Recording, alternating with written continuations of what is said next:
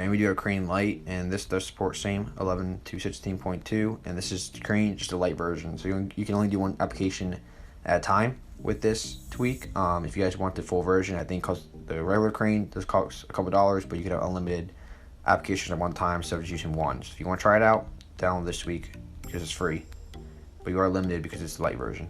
All right, we have NYX macOS like theme, enables in front page. So you open the front page menu, swipe down with 2 fingers after the front page is enabled. It supports iOS 9 to 15.7. We have a dog hide or dog hider. So yeah, it's actually dog hider is the new one. This is the old one, dog hide. So dog hider does support iOS 14 to 16.1.2. Next week is called Any Keyed Trackpad. Supports iOS 12 to 14.8.1. Supports iOS 12 to 14.8.1. I don't know why a lot of you guys are commenting in my video saying, did you actually try these out? Like, they literally tells you right here what it supports. I don't know why you guys want me to download these tweets for you. If I'm showing that it supports, it probably supports it.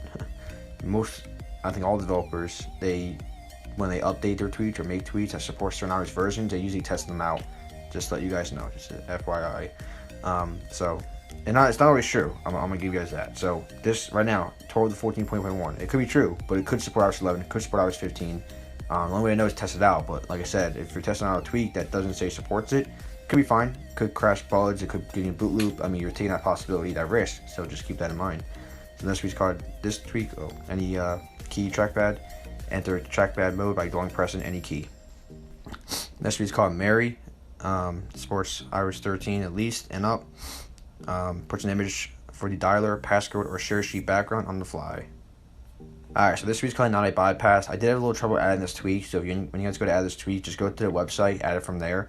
Don't actually try to type it in yourself, because I kind of messed. I just messed up, but it's just easier if you guys go to the website and then just add this repo straight from the website. That's what I did.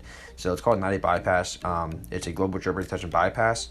So I'm gonna read it to you guys. So this is Not a Bypass is a jailbreak detection bypass that defeats the various detection techniques found in many apps or apps. Example: Clash of Clans, etc. It works with many apps, but a lot of apps can't be bypassed yet. For now, it only supports Palera1n jailbreak, guys, from iOS 15.0 to 16.3. But support for other jailbreaks is planned. Which ones do you want? I hope it'll help some of you. And the repo is ucleanermark.tk/repo. You guys go to the website, add it from there. iCleaner's on me, keeps iCleaner Pro alive when you leave the app. Also changes the default open tab to the DYLIB toggle section. I don't know why I don't have the right one. I do apologize for that. I have to add that right repo when I get the chance. So also I mentioned with the Not a Bypass tweak is that it does not work on XinaA jailbreak. Only Palera1n jailbreak for the Not a Bypass, the tweak I just showed. It does not work on XinaA jailbreak because XinaA jailbreak already has a built-in feature to bypass jailbreak detection, so it's not much different from that. So it only works on Palera1n. But this tweak is called iCleaner Pro. It's actually version 7.10.0-beta 1. It's on his repo, ib/soft.net/repo/beta. And, sorry, something in my mouth. Ew.